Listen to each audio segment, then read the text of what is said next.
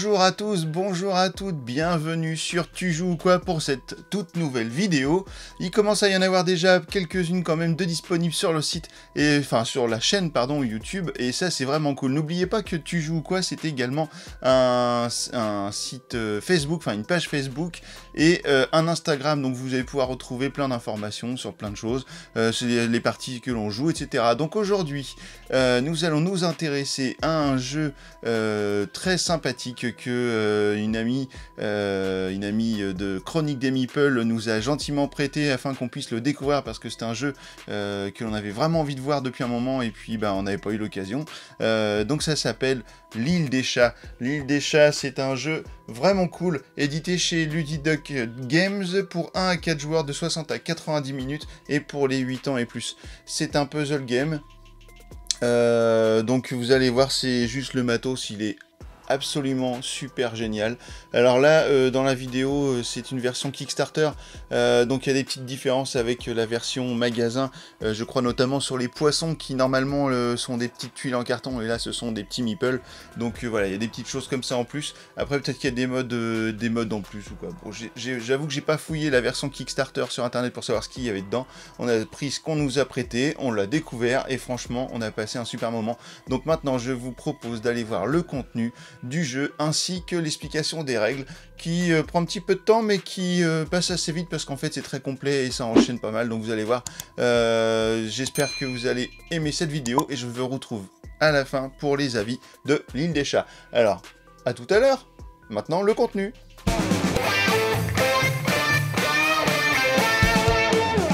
Dans une boîte de l'Île des Chats, vous allez trouver 4 plateaux de joueurs individuels. Une île déterminant l'initiative ainsi que le compte tour. Tout un tas de chats, de formes et de couleurs différentes ainsi que des trésors rares. Un sac pour ranger les chats et les trésors. 4 types de trésors communs. Des figurines de chats de 5 couleurs différentes.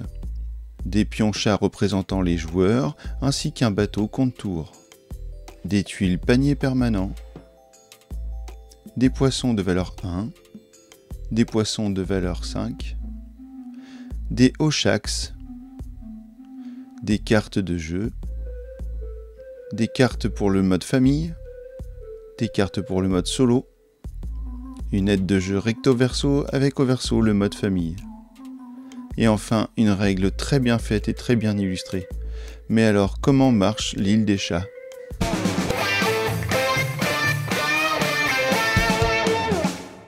Voici une mise en place pour l'Île des Chats. Ici, j'ai mis en place un seul plateau, 2 bateaux, mais en fait, nous allons expliquer la partie comme si c'était un mode à 2 joueurs et non pas un mode solo, puisque je n'expliquerai pas le mode solo sur cette partie. Donc la mise en place est très simple. Nous avons l'île qui est ici, avec un côté sur lequel nous allons remplir de chats qui coûteront 3 poissons. Je vous expliquerai tout ça en détail. Ici, ce sera le côté des chats qui coûteront 5 poissons. Ici, nous avons les trésors communs qui sont mis en place. Juste en dessous, nous avons les Orchax. Donc les Orchax, ce sont des chats qui n'ont pas de couleur et ils sont un petit peu comme des chats bonus et vous allez pouvoir leur attribuer une couleur. Ici, nous avons les tuiles paniers, avec lesquels nous allons pouvoir attraper des chats, enfin sauver des chats, puisqu'en fait le but est de les sauver, un petit peu sur un principe de l'arche de Noé. Ici nous avons les poissons, donc les poissons qui valent 1, et ici nous avons les poissons qui valent 5, malgré le fait qu'il n'y ait que 3 poissons. Alors en fait il y en a 2 qui sont dans l'ombre ici. Donc ne vous fiez pas vraiment aux pions, ces poissons valent 5. Ici nous avons les cartes qui vont nous permettre de jouer. Alors les cartes, en fait il y en a de différentes couleurs. Toutes les cartes violettes comme celle-ci seront des cartes action. Donc les cartes action, vous pourrez les jouer quand vous voulez, à n'importe quel moment du jeu. Vous aurez les cartes vertes qui seront les cartes qui vont vous servir à récupérer des paniers ou des demi-paniers pour sauver des chats. Et parfois il n'y aura pas de panier, il n'y aura que des bots, et en fait les bots serviront à définir quel joueur aura l'initiative sur ce tour pour sauver des chats. Nous avons ensuite les cartes jaunes qui sont des cartes trésors, Donc ces cartes vont vous permettre lors du tour des trésors de récupérer des trésors communs ou rares. Par exemple celle-ci nous permettra de récupérer des trésors rares. Je vous expliquerai après la différence. Et nous avons des cartes de tradition. Les cartes de tradition sont des cartes bleues. Vous avez deux sortes de cartes tradition. Donc en fait les traditions c'est un petit peu comme des objectifs hein, qui vont vous rapporter des points sur la fin de la partie. Donc vous avez les cartes tradition publiques comme celle-ci. Donc cette carte, si elle est jouée, ne sera pas applicable qu'à un seul joueur, mais elle sera applicable à tous les joueurs.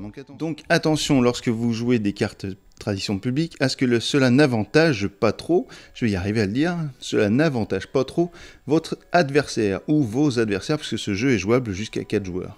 Et nous avons enfin les cartes marron, qui sont des cartes Orchax. Donc grâce à ces cartes, vous allez pouvoir récupérer donc ces fameux pions bonus qui sont ici. Voilà, vous avez ici par exemple une carte sauvetage, donc une carte verte sur laquelle il n'y a pas de panier, mais il y a juste les bottes afin de définir l'initiative.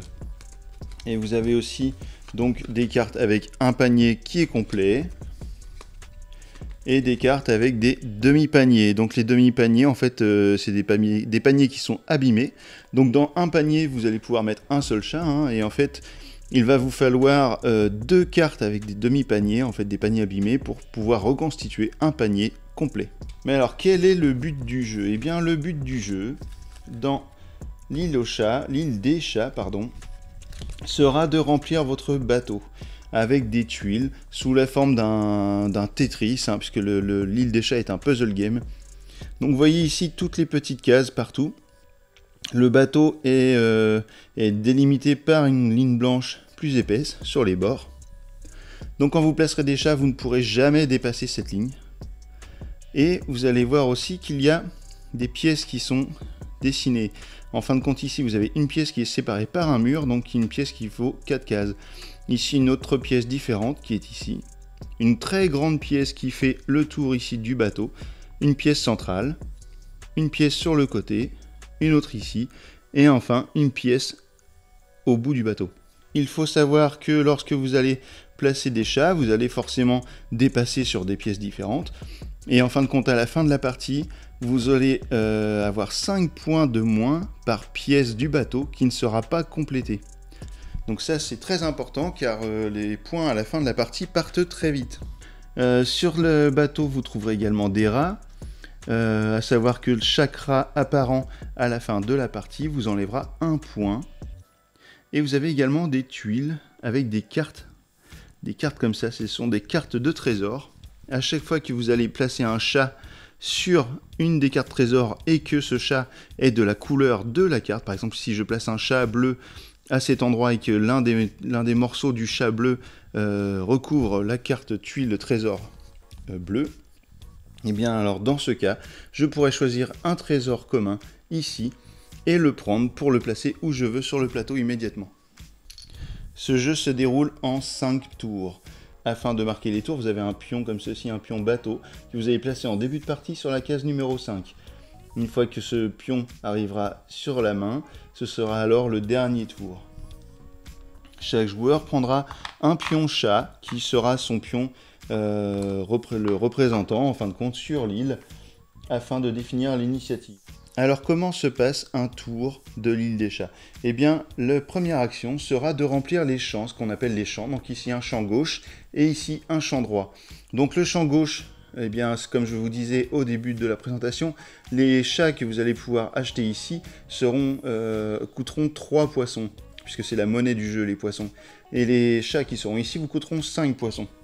Alors pour ce faire, afin de remplir les champs, nous allons prendre des pions, des tuiles chats dans le sac au hasard. Donc vous en prenez 4, 1, 2, 3, 4. Voilà, donc là ici nous avons 3 chats plus un trésor rare. Le trésor rare va être placé juste ici en dessous des trésors communs et on va piocher une nouvelle tuile pour avoir un nouveau chat. On va faire de même pour le champ droit. Voilà, la première phase est terminée. Maintenant, nous allons aller à la pêche. Eh bien, chaque joueur va recevoir 20 poissons au début de chaque tour. Donc, par exemple, ce joueur pourra prendre 5, 10, 15, et pourquoi pas 1, 2, 3, 4, 5 poissons de valeur 1. Une fois cette action faite, nous allons arriver à la phase d'exploration. C'est à ce moment que nous allons prendre des cartes. Chaque joueur prendra 7 cartes. 1, 2, 3, 4, 5, 6 et 7 cartes. Nous allons pouvoir les regarder. Et parmi ces 7 cartes, je vais devoir en garder 2 et prendre les 5 cartes suivantes et les donner à l'autre joueur, qui fera de même. C'est un système de draft. Vous allez choisir 2 cartes, vous allez échanger votre paquet avec les 5 cartes restantes. Parmi ces 5 cartes, vous allez choisir 2 cartes. Vous allez repasser le paquet, ainsi de suite. Et sur le dernier tour de draft, il n'y aura plus qu'une seule carte. À la fin de la draft, vous allez avoir à nouveau 7 cartes en main, mais avec des cartes qui seront prises des 2 paquets. Une chose importante par rapport au choix des cartes, c'est la valeur de chaque carte. Une fois que vous aurez fait la draft et que vous aurez vos 7 cartes dans la main, vous allez devoir choisir parmi celles-ci quelles cartes vous allez garder, mais vous allez également devoir les payer. Imaginons que je garde par exemple ce demi-panier avec ce demi-panier, avec des initiatives de 4, une tradition, une carte trésor et éventuellement un autre panier. Celle-ci, hop, on les défausse. Donc la défausse est une défausse commune carte retournée, non visible. Donc ici, je vais devoir payer ces cartes. Donc pour une valeur de 3 et de 5 et de 7 et un 8 et de 9. Je prends à ce moment-là deux pions de valeur 5 poissons et je récupère un pion de la banque. Une fois que j'ai fait ça, le tour d'exploration est terminé. Donc nous arrivons à la phase numéro 3 qui est la phase de lecture des traditions. Pourquoi lecture des traditions? Parce que simplement certaines traditions, donc ce sont les cartes bleues, sont des traditions publiques. Celle-ci est une tradition privée, puisque sinon ce serait inscrit tradition publique. Donc celle-ci je ne dois pas la lire à haute voix évidemment, je dois la lire pour moi-même et la montrer face cachée. Juste ici devant mon plateau. C'est à cet endroit que je vais cumuler toutes les traditions afin de pouvoir réaliser d'éventuels objectifs et marquer d'éventuels points en fin de partie. Si c'était une tradition publique, j'aurais dû la lire à haute voix et la placer visible de tous. Nous arrivons ensuite à la phase numéro 4 qui est le sauvetage des chats. Je vais mettre cette carte de côté pour le moment et je vais prendre toutes mes cartes vertes afin de définir le nombre de paniers que j'aurai de disponibles sur cette manche et mon initiative. Grâce à mes 3 cartes vertes, j'ai 3 et 3, 6 et 1, 7. J'ai 7 d'initiative. Imaginons que je sois le pion bleu et que mon adversaire ait 5 d'initiative. Donc, en ayant plus d'initiative que lui, je passerai devant. Hop, et j'arriverai en haut de la montagne. Et je serai donc le premier à choisir les chats que je voudrais acheter. Je vais ensuite donc pouvoir acheter mon premier chat. Grâce à ces 2 demi-paniers, j'aurai un panier complet. Un deuxième panier complet, plus mon panier permanent. Je vais utiliser pour mon premier achat les 2 demi-paniers. Et donc je vais payer 3 poissons afin de prendre par exemple ce chat vert. Mes deux paniers sont défaussés et je vais pouvoir donc placer directement mon premier chat qui est ce chat vert. Si par exemple je le mets comme ceci, je le place directement par-dessus une tuile trésor. Une case trésor, pardon, et j'obtiens aussitôt un trésor rare. Je pourrais par exemple prendre ce petit trésor rare et boucher ainsi le petit trou laissé par la tuile. À ce moment, ce sera au tour de mon adversaire d'acheter un chat, soit du côté du champ gauche, soit du côté du champ droit. Lorsque celui-ci aura fait son choix, je pourrai désormais acheter un autre chat et prendre par exemple pour 5 poissons, un autre chat vert. Si je prends celui-ci par exemple, je vais pouvoir le placer comme ceci.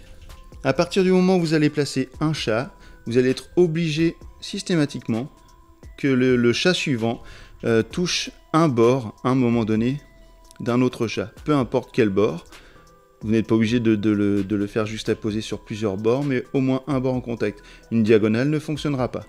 L'avantage en mettant des chats les uns derrière les autres de la même couleur, c'est que je vais pouvoir créer des familles. Un ensemble de tuiles de chat sera défini comme famille à partir du moment où celui-ci sera composé de au moins 3 chats. Ici, vous avez le nombre de points que vous allez pouvoir gagner par famille. Si vous avez cumulé 3 chats de la même couleur, vous gagnerez à la fin de la partie 8 points. Pour 4, 11, pour 5, 15, etc. Mon adversaire va pouvoir à son tour choisir le chat qui l'intéresse. Donc cette carte est défaussée. Et enfin, pour mon dernier tour, je peux utiliser, si je le souhaite, mon panier permanent afin d'acheter un nouveau chat. Je pourrais utiliser donc, puisqu'il ne me reste plus que 3 poissons, je pourrais très bien les garder pour le tour suivant, il n'y a pas de souci. Mais je peux aussi dire, bah non, j'ai pas envie, je veux acheter un chat. Hop, j'utilise mes 3 poissons et je vais prendre par exemple un nouveau chat, un chat rouge, que je vais mettre par exemple ici. Pof. Et voilà, sur ce tour, j'ai pu placer 3 chats grâce à mes 3 paniers. Donc en fait, mon panier permanent, dans ce cas, est retourné et n'est plus utilisable sur ce tour. Chose que j'ai oublié de faire tout à l'heure, mais qui doit être faite, c'est d'avancer le petit bateau lors du premier tour. Hein, parce que, du coup, voilà. Une fois la phase de sauvetage des chats terminée, vous allez pouvoir passer à la phase des rares trouvailles, Oshax et trésors. C'est à ce moment que vous allez pouvoir utiliser vos cartes trésors, comme celle-ci, la carte jaune, ou une carte Oshax. Donc si j'ai une carte trésor, une carte jaune, et que mon adversaire en a également, je serai le premier à l'utiliser puisque j'ai l'initiative. Donc ici sur cette carte, je vais pouvoir prendre n'importe quel trésor rare ou prendre 2 trésors communs. Il y a eu un trésor rare qui a été trouvé lors de la mise en place du remplissage des champs, donc je peux très bien prendre ce trésor rare qui lui me rapportera 3 points à la fin de la partie. Chaque trésor rare rapportera 3 points. Je pourrais l'utiliser par exemple comme ceci.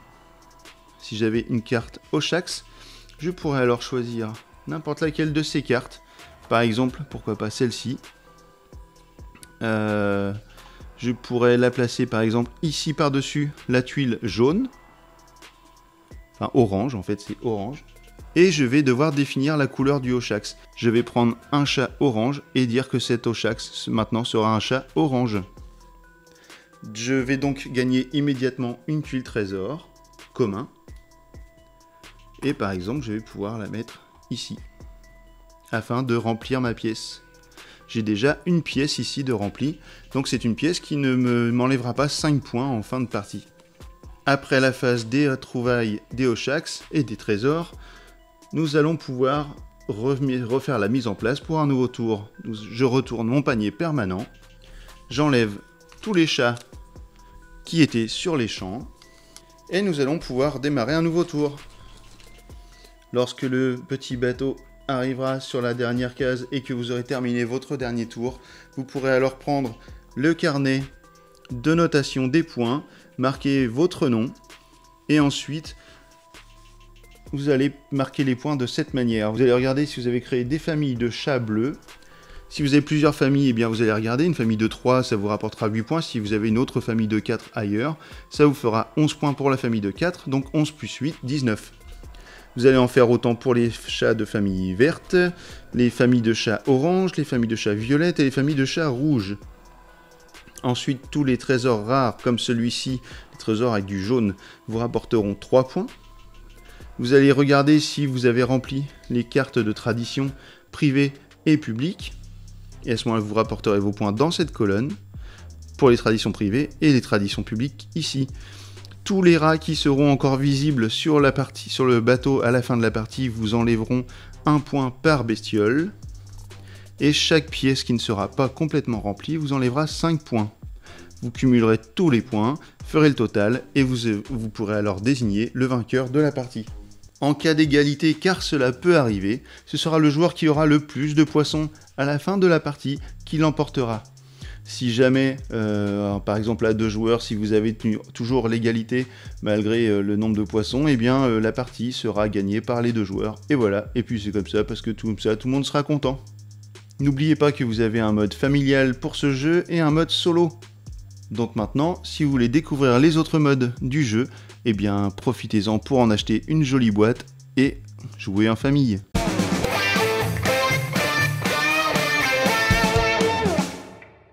Alors je trouve que l'île des chats, c'est vraiment un jeu très complet et riche, notamment par le biais des différentes mécaniques de jeu. Ça propose à la fois de la draft de cartes, de la recherche d'objectifs qui peuvent être communs ou personnels, et puis du placement de tuiles sous forme d'un Tetris. Et ça, c'est vraiment très sympa d'avoir toutes ces mécaniques mélangées, mais c'est ce qui fait aussi la complexité du jeu. Je pense que le jeu est vraiment rejouable vraiment à l'infini, et qu'il peut y avoir un côté frustrant en fait dans ce jeu parce que on voit au fur et à mesure qu'on va pas pouvoir atteindre certains objectifs, ou du moins pas pouvoir finir de compléter notre bateau avec tous ces chats à sauver. Donc il y a un côté addictif et voilà, il va falloir recommencer pour essayer d'améliorer son score. Donc moi je trouve que la mécanique est sympa, et puis que le matériel est aussi vraiment assez balèze. Donc un bon jeu à découvrir, où à mon avis on va prendre tous du plaisir très souvent. Voilà, donc pour moi l'île des chats c'est un jeu qui a du chien. Voilà, on a découvert enfin ce jeu qui s'appelle donc l'île des chats, comme vous l'avez vu pendant cette vidéo. C'est la première fois que je faisais un puzzle game, parce que je crois que dans tous les jeux qui sont là, malgré qu'il y ait beaucoup de jeux de plein de sortes, puisqu'on n'est pas, en fait, on est très, comme en musique d'ailleurs, on est très, je trouve plus le terme, éclectique, je crois, voilà. On aime beaucoup de choses, et là on a plein de sortes de jeux, mais les puzzle games pour le coup, ah si, peut-être Blocus, voilà, Blocus qui est un puzzle game. Et bien là, un puzzle game bien plus intéressant que Blocus pour le coup, puisque il y a toute une autre approche avec des objectifs, avec des cartes, etc. Et c'est vraiment très bien. On a passé un super moment à jouer à l'île des chats. Les règles s'apprivoisent bien plus vite qu'un chat, et puisque de toute façon les chats font tout le temps ce qu'ils veulent. Nous, le nôtre, on a beau lui dire des trucs, il s'en fout. C'est comme ça, les chats, c'est un peu les rois, hein. Donc voilà, donc le jeu s'apprivoise donc bien mieux que les petits chats, les vrais. Et vous allez voir que vous allez même passer plus de temps avec votre jeu que parfois avec votre animal, qui pour nous passe son temps à aller dehors. En fait, il vient, il mange, il s'en va. Bon, voilà. Donc au moins l'île des chats, on passe du temps avec et on s'amuse. On passe un super moment. C'est un jeu très agréable, très rythmé. À deux, on n'a pas pu jouer à plus qu'à deux, mais à deux, c'est déjà vraiment super cool. Donc voilà, on vous conseille fortement l'île des chats, qui est un jeu qui vaut à 45 € je crois actuellement. Et franchement, par rapport à la qualité du matos et tout ce qu'il y a dedans, c'est pas excessif du tout. Donc n'hésitez pas, allez l'essayer peut-être dans un bar-jeu, comme par exemple au Havre. Si vous êtes au Havre, allez l'essayer au Décalé. Je suis sûr qu'ils ont une boîte à vous faire découvrir de l'île des chats. En plus, ils vous expliqueront les règles, j'en suis sûr. Franck et son équipe, et son équipe, ils sont associés, hein, donc c'est pas Franck et son équipe, c'est Franck, Alexis et puis Vincent. Voilà, et puis parfois même Joachim qui vient donner un coup de main à expliquer des règles, à jouer, etc. Donc une équipe très sympathique au Décalé, n'hésitez pas à y aller. Et un grand merci à Anga des Chroniques des Meeple pour nous avoir permis de découvrir ce super jeu. Donc voilà, je vous retrouve sur une prochaine vidéo. J'espère que celle-ci vous a plu. Elle est un petit peu longue malgré qu'il n'y avait pas de partie. Alors d'ailleurs, vous avez pu remarquer que depuis quelques temps, on ne met plus les parties dans les vidéos, parce qu'en fait, on s'est aperçu que dans les courbes d'audience, en fin de compte, ça plaisait pas forcément. Donc, on s'est dit qu'on allait l'enlever, et puis finalement, je pense que c'est pas plus mal, ça charge moins les vidéos. Et puis voilà, puis il y a d'autres gens qui le font très bien. Peut-être qu'on fera parfois des vidéos avec que d'une partie, et puis au pire, si vous vous êtes intéressé, vous, par nous voir jouer à des choses, ou si vous regrettez qu'il n'y ait plus les parties, vous pouvez nous le dire aussi en commentaire. Voilà, donc n'hésitez pas. En tout cas, vous pouvez vous abonner, vous pouvez liker, vous pouvez partager les vidéos, ce sera super cool, ça va m'aider. Et puis, je vous dis à la prochaine fois. Et puis, l'île des chats, du coup, maintenant que vous savez tout dessus, tu joues ou quoi ?